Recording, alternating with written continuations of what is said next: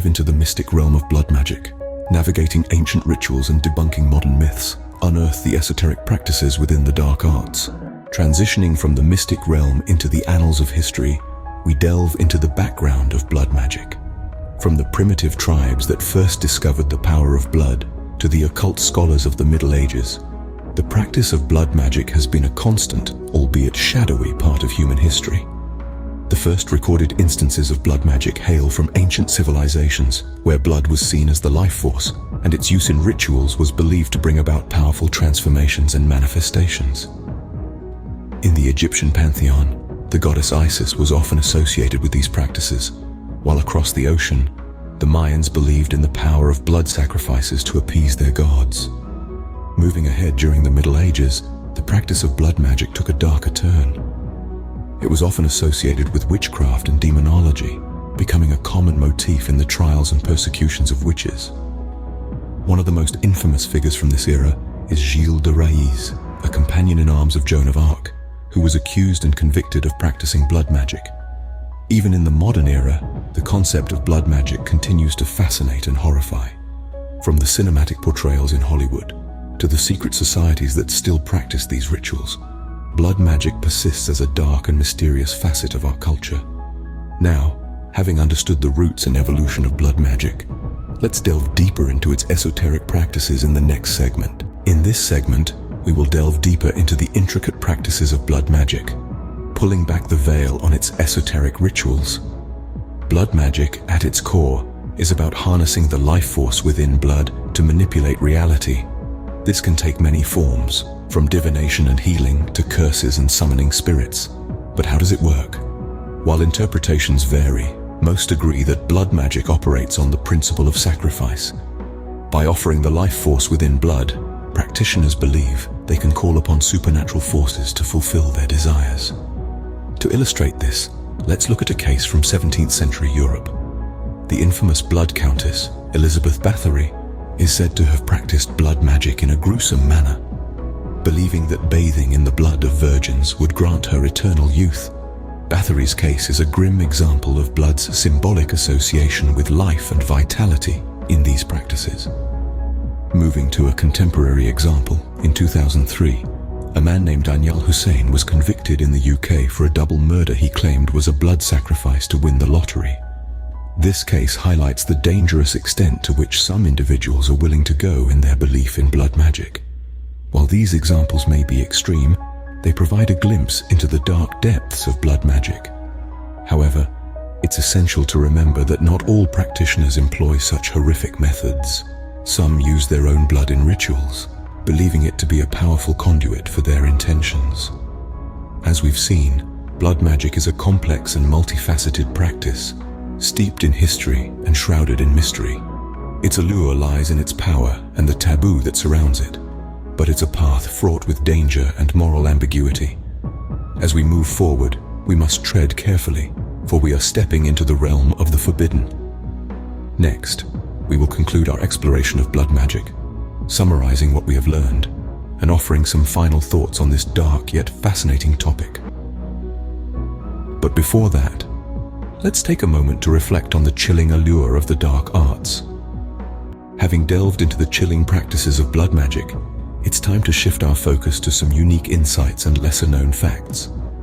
While we've explored the historical and contemporary implications of these occult rituals, we must remember that blood magic, like all esoteric practices, is not a monolith. There are as many variations and interpretations as there are practitioners, each offering a unique perspective on the dark arts. For instance, some scholars argue that the perception of blood magic as inherently evil is a product of cultural bias. They point to indigenous tribes who consider blood as a sacred life force, using it in rituals for healing and community bonding. These practices, while still involving the use of blood, are far removed from the grim tales of murder and sacrifice we often associate with blood magic. On the other hand, there are theories suggesting that the power of blood magic lies not in the blood itself, but in the psychological impact it has on the practitioner. The act of shedding blood, whether one's own or another's, is a profound experience. Some argue it's this intense emotional response that fuels the perceived power of blood magic, rather than any inherent mystical properties within the blood. As we move into the future, the study and understanding of blood magic are likely to evolve. With the rise of interest in the occult and esoteric practices, we may see a shift in how blood magic is perceived and practiced. However, the ethical implications of these rituals will always be a topic of heated debate. In conclusion, blood magic, steeped in history and shrouded in mystery, continues to captivate and horrify in equal measure. As we delve deeper into the dark arts, we must remember to approach with caution, respect, and an open mind. After all, the allure of the forbidden is part of what makes the study of the occult so fascinating. As we further delve into the captivating world of blood magic, it's essential to understand some of the complex terms and concepts that often mystify newcomers to the dark arts. Let's begin by deciphering the term esoteric practices. Much like a secret recipe passed down through generations, esoteric practices are arcane knowledge only known to a select few. They are like a hidden treasure chest, locked away from the world, its secrets only revealed to those who possess the key. Blood magic, a subset of these practices, is often likened to a dark, twisted ballet. The practitioner, like a ballet dancer, performs intricate rituals with precision and intention. The blood, akin to the music, sets the rhythm and tone of the ritual, guiding the dancer through their performance. A common concept in blood magic is the life force. Imagine your body as a city, and the life force is its power grid. It's the energy that keeps the city running, lights glowing, and machines working. In blood magic, blood is believed to be the physical carrier of this life force, making it a potent tool in the rituals. Another term often associated with blood magic is occult. This word, derived from the Latin occultus, means hidden or secret. It's like the dark side of the moon that we never see but know exists. The occult refers to practices and knowledge that remain hidden from mainstream understanding, and blood magic is a part of this shadowy realm. Remember, understanding these terms is just the first step onto the labyrinthine path of the dark arts. The world of blood magic is vast and shrouded in mystery. As we venture deeper, we'll encounter more complex concepts and practices. But don't worry, we're in this journey together, unraveling the enigma one piece at a time. As we continue our exploration, keep an open mind and remember to respect the power and history behind these practices. After all, the allure of the unknown is what makes this journey so thrilling. Having unpacked some of the terminologies, let's take a breather and explore the lighter side of blood magic. Yes, you heard it right. Even in the world of the dark arts, there's room for a bit of humor and intrigue. Let's dive into some engaging anecdotes that have surfaced over the years. Imagine the scene. A practitioner, new to the world of blood magic, decides to perform a ritual. He's read all the books, studied all the diagrams, and feels ready. He sets the stage, lights the candles, and begins. But instead of the expected surge of power, there's a sudden burst of pink smoke, and a disgruntled cat appears in the middle of the circle, clearly annoyed at being summoned from its nap. Yes, folks, blood magic can have its bloopers too. Then there's the tale of the blood mage who was so meticulous in her rituals that she'd spend hours just setting up her workspace. It was said that she had a specific spot for every tool, every ingredient. One day, a curious mouse decided to rearrange her setup. The result?